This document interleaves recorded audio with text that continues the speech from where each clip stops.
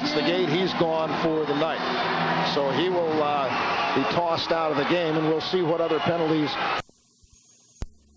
Mark Fitzpatrick and ties it at 1. Then the puck will be loose on the boards. Paul Brodin will pick it up and put it in the net and put the Rangers up 2-1. But take another look and get out your calculator and start counting. There are 6 skaters on the ice. Number 6 is coming off, but the goal should not have counted. But it did. The Islanders recovered, though. Derek King will center to Pierre Turgeon, his 33rd. Tied at 3 after 1. Tied at 4 in the second. Tom Curvers breaks in and apparently scores on Van Beesbroek, but the refs say no. You hear the whistle clearly blow after the goal. They said it blew before.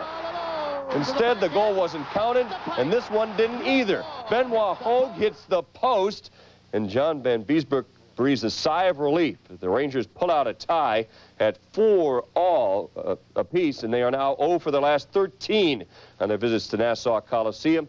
The Owls pick up a point. They tie the Devils for 4th in the Patrick, but the Rangers stay in 3rd. At Ottawa, Senators' first ever meeting with the visiting Winnipeg Jets. Mike O'Neill making his first ever NHL start for Winnipeg. Up early, Luciano Borsato scores in on the breakaway and gets his 8th and puts Winnipeg up 1-0. They build a 3-0 lead. Normally that's all she wrote for Ottawa, but they come back. Bob Kudelski comes back to tie it at 3. Then it's 4-3 Jets and a penalty shot. Laurie Boschman coming in on O'Neill.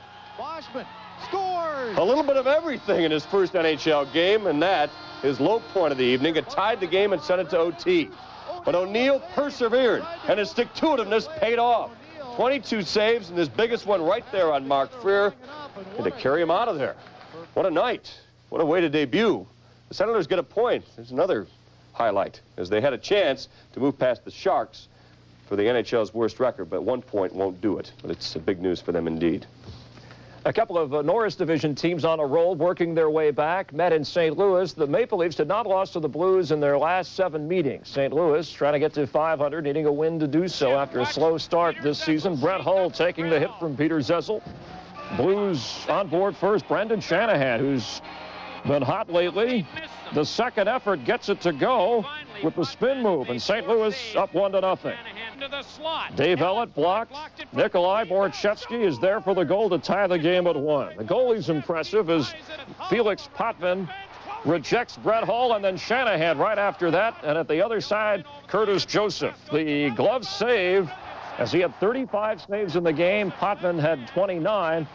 And they finish in a 1-1 tie. So Toronto continues its mastery over St. Louis. Brendan Shanahan, by the way, 24 points in his last 14 games, and he's scored a goal in all but one of them. In other activity, third period, North Stars up on Vancouver, 3-1. They Smythe division-leading Canucks. That's actually in the second period now. They Smythe. And at the end of the night, he still wouldn't have gotten laid, would he? No. He'd still hear that same conversation. Well, I think you're really funny, and... You know, when you suck that jar of peanuts through your nose, I was in hysterics. And I think you're really attractive, you know, except for, like, your head and that big, long trunk coming out of the middle of your face.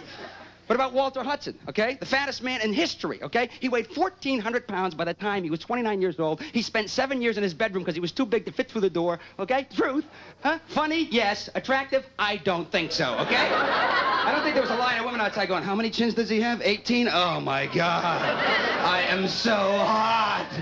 Does he have, like, old pieces of food stuck in his chest hairs? Oh, my God. Give me a break. Did you ever notice they never take any fat hostages? You ever notice that? Huh?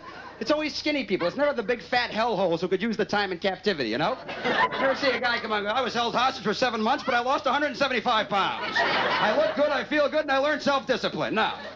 If Elvis Presley had been held hostage, he'd still be alive today, ladies and gentlemen. I think Elvis should have been shot in the head in 1957. That's what I think, huh? When he was still good-looking and thin and had that big head of hair and he was still playing good music, then we remember him in a nice way. Not the way we remember him now. How did Elvis die? How do you think of him? He died on the toilet, okay?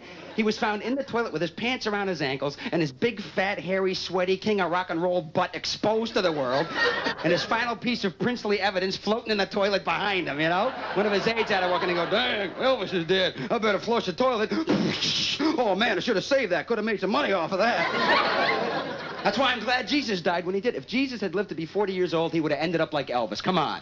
He had that big entourage of 12 guys willing to do anything he wanted to do. If he lived to be 40, he'd be walking around Jerusalem with a big fat beer belly and his black sideburns going, damn, I'm the son of God. Give me a cheeseburger and french fries, right? Vermont coach Mike Gilligan. The Cats get things rolling when Brendan Cray buries this blast from high in the slot. 1-0 Vermont. Early in the second, the Engineers tie it up. Brian Richardson with a great pass to Jeff Gabriel. It was 1-1. Vermont comes right back. Nicholas Perot's power play drive is too hot to handle, and it was 3-1.